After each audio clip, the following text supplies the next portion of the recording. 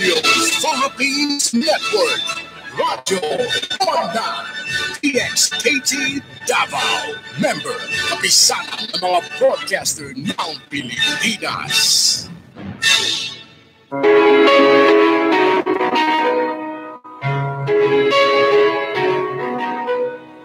This radio station, DXKT, owned and operated by Radio Philippines Network Incorporated, with NTC Temporary Permit Number BSD 0044-2015.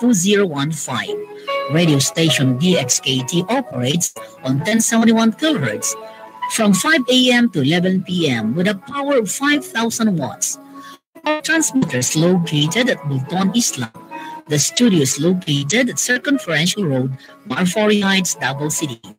Radio station DXKT is operated and maintained by the following personnel, duly licensed by the National Telecommunication Commission.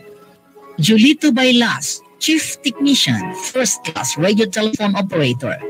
Nathaniel Baswil, First Class Radio Telephone Operator. Yulhuyo Kuring Jr., First Class Radio Telephone Operator. Mary Ann Croa, First Class Radio Telephone Operator. RPN Radio Station DXKT is now signing off.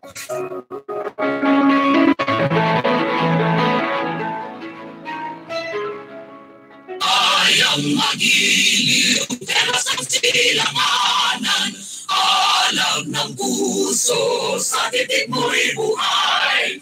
Lupang hinirang, duyan ka ng magiting, sa panlulupil, di ka pasisiil, sa dagat at bundok, sa simot at sa langit mong maghaw, may nilagang tulad, awit sa pag-ayang minamahal, ang kisap ng watawat mo'y tagumpay na nagmiringning, ang bituin at araw niya kailan may di magdidilim, lupa ng araw ng aking pagsinta, buhay ang isapin mo, aming ligaya na pag may mga api, at ay nang dahil sa'yo.